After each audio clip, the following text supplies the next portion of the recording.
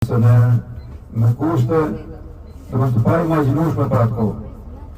Por misioni e lyp ka herë që duhet njeriu të sakrifikojë shumë për çështjen e Allahut, edhe për çështjen e familjes, janë krejt normale, udhton së bashku me Abu Bekrin. Dhe mos i ecim disa kohë, në talon pikërisht tek ajo shpellë që na do ta shohim me sy, por që për shkotje tek shpella duhen jo më pak se 3 orë për të gjithë larg, që ne nuk na premton vetëm do e shohim nga larg, për arsye se do inshallah do kthehemi mos i dimërojmë këto vizita që të mos humbasim namazin kryesor në Qabën e Shenjtë, kur shpërblimi është i madh.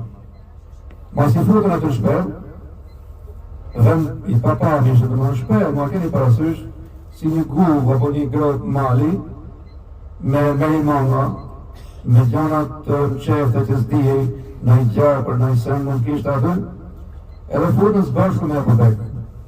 Edhe ato që ndrojnë. Një gru zote me shirovë që s'pëja kujta jemi për momentin, vende dhe i sim të ushqim natën. Dhe gjatë qëndrimit të shpellë, Abu Bekri Allahu me shirovë, mundohej që të runt apo të kujdesi sa më shumë për pejgamberin sallallahu alaihi wasallam. Dhe mos i shikojmë disa vrimat të dyshimta në shpellë, merr masat që t'i zej ato që të mos ketë ndonjë problem, e i preshin ato sendet e tjera, edhe në një vend vendos dorën e vet. Edhe ato e kafshon diçka, po e kafshon shumë anë derisa fillon t'i rridhin lot prej syve Abu Bekrit. Pejgamberi sallallahu alaihi wasallam mos e pa i tha, "Shkeo Abu Bekrin, çfarë gjeti?" Thot, diçka thot nuk ka thënë bo, pas është problem thot që mund të sakrifikoj për pejgamberin e Zotit. I thot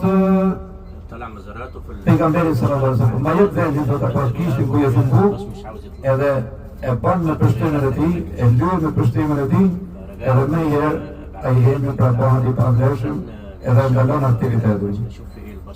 Pra kjo ka qenë faza para e timit, pra me të dalë nga Meka, ka ndalu të kjo shpellë, edhe këtu ka ndodhur kjo.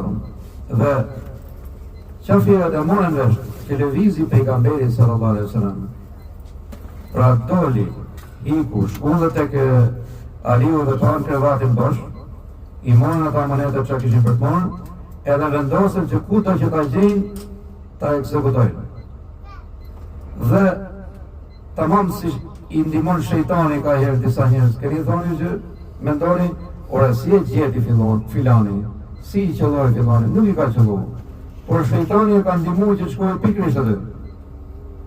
Edhe vend qafirat, kontrollojnë, shofin vendet për rreth, edhe shkojnë pikrisht edhe tek shpella ku ishte pejgamberi sallallahu alaihi wasallam.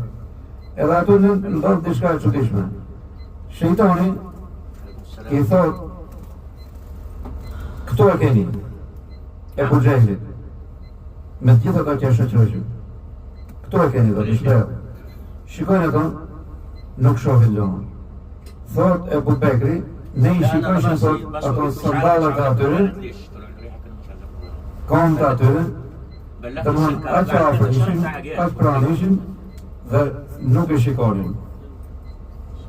Thuat që edhe i meri malë, e ka thur atë pëlhurën e vetë, masken e vetë, që ata të mos dyshonin hiç se këtu ka njerëz.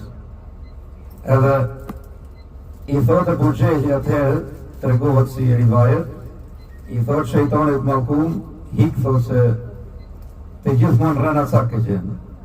Po interesant, shejtani thotë në vetë gjithmonë kam rënë, këtë herë që i tregohet vërtetën s'ma besohet bravo thotë. Se fakt i tregohet vërtetën se ato ishte pejgamberi sallallahu alaihi wasallam bashkë me Abu Bekrin. Ka qenë një moment shumë i vështirë dhe të nesërmën kanë vazhdohur prapë udhëtimin derisa ka arrit në Medinën e ndryshme. Kjo Medina e famë dhe artit, pra në Zoti ka dhënë shumë bereqet, shumë mirësi, edhe sot e kësaj dite njerëzit janë më të butë, më të sjellshëm. Pra me Islam janë të dy vendet, edhe Meka, edhe Medina, elhamdulillah, edhe gjithë qytetet e Arabisë Saudite me Islam janë, edhe nga një nga qytetet e famshme të asaj kohë, pra Taifi, ku pejgamberi sallallahu alaihi wasallam u poshtru, u dëmtu, e gjujtën me gur, se shkoj t'i thras ata njerëz në dinin e Zotit, edhe ata u treguan shumë të ashpër, derisa dhe dhamët i afën, dhe kur erdhi Gjibrili, i thot ja Rasulullah, gati është për ti ekzekutu.